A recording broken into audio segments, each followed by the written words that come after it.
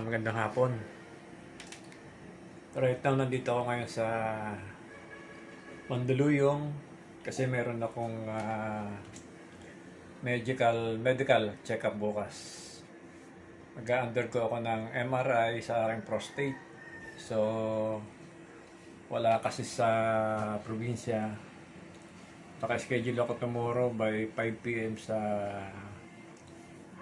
the medical center dito sa Ortigas. Yung kasing result ng aking ultrasound, may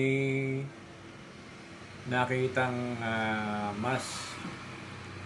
Although nag-negative yung aking PSA test, gusto pa rin ng aking doktor na makasigurado kung ano ba kaya yung mass na yun, kasi hindi siya hindi siya ma-verify, hindi siya ma-visualize ng gusto sa ultrasound. Kaya nirecommenda niya na magpakuha ako ng MRI.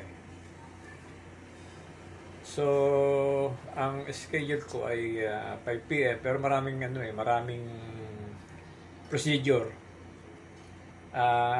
Ngayong gabi, kailangan ay naka-light dinner lang ako.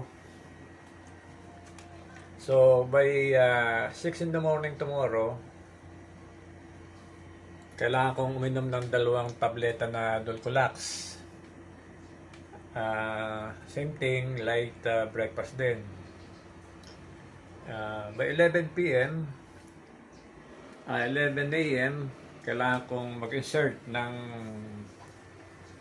Dulcolax suppository for adult. Hindi ko alam kung para saan yun, siguro para maklaro yung aking stomach at makita lahat. Ayan.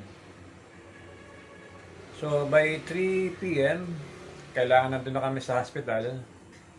At another thing is mag-insert ulit ako ng suppository. Hanggang sa siguro para makadumi at maubos yung laman ng aking tiyan. Ang schedule ko ng MRI is 5 p.m. tomorrow. Yan. Yan yung pala, ganun pala yung pag mag-undergo ka ng MRI, especially sa loob ng iyong katawan. Right now, nandito ako ngayon sa apartment ng aking mga anak. 2 yung anak ko dito at isang manugang tabi. Ito kung makikita nyo, yan. Maliit lang yung kanilang pagpasok mo ng, yan, ito yung pinto. Yan. Pagpasok mo ng pintong yan, ito na yung mabubungad sa iyo. Yung kanilang lababo, kitchen actually.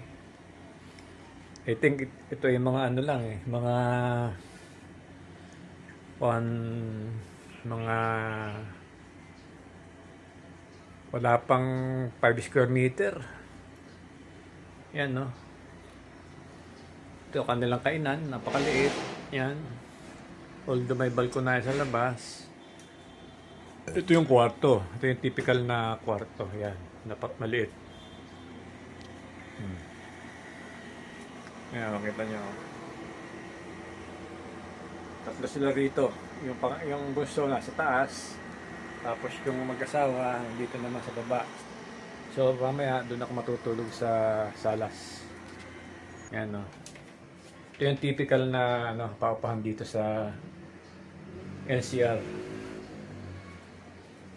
Ito yung kanilang CR. Medyo yung CR lang malaki. Ayan. So, sa estimate ko, mga total area is mga 3 by 3, mga 9 square meter.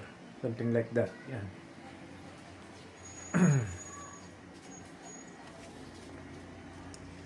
Yan, ito yung labas. Yan. Maraming pinto yan. Actually, ito mga 4 story ito eh. Nandito sila sa second floor. Yan.